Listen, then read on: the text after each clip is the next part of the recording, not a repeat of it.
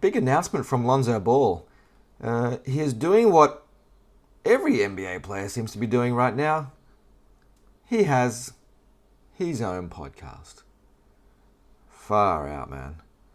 It certainly seems like every NBA player, well, the top 20% NBA players, past and present, seem to have their own podcast. Now, I'm all for consuming NBA related content. Shit, I talk about NBAs, and especially Chicago Bulls. But it certainly feels like it's getting to be a lot. Because with podcasts, you're committing an hour or two to a particular podcast. Now, it's not like a YouTube video where you're watching 5 minutes or 10 minutes. You can do that 4 or 5 times a day.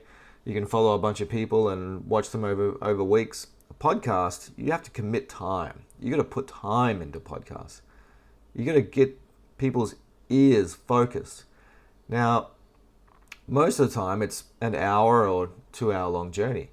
And there's only so many podcasts that people can actually listen to or commit their time to.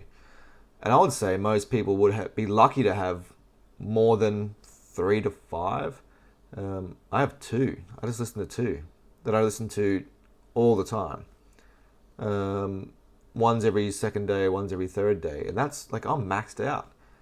But I'll watch a lot of YouTube because you can do it where you can watch a video or you're in the toilet or something, right? You've always got 10 minutes spare where you're waiting to pick up the kids from school or something. You can do that, but to commit time to a podcast, especially sporting or up-to-date news, like after a week or so, that content is no longer any good, because the what you're talking about has already been done, gone.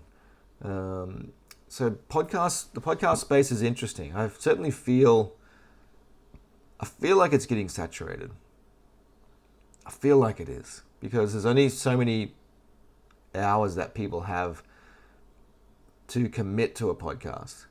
And you've got, oh man, my brain is frying just thinking about how many NBA players have them.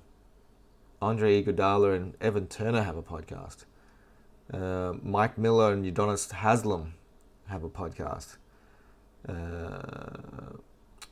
Michael Porter Jr. has a podcast. Lonzo Ball has a podcast. JJ Redick, LeBron, Shaq, Matt Barnes, Steven Jackson, Paul George, Draymond Green. The list goes on. And there's only so much time you can commit to these. And it does make you wonder, why are so many NBA players committing to podcasts? Obviously, the want to be in the public eye is still there. And this is a way to do that. And I guess they keeps them connected to the game, possibly as well. But it just seems bizarre. But that's my thought. Anyway, I'm just rambling. But Lonzo Ball is another one. I always think that if you're a dude, not that Lonzo is, but if you're a male aged between 30 and 40, you either smoke meats, have green grass, or have a podcast. It's one of those 3.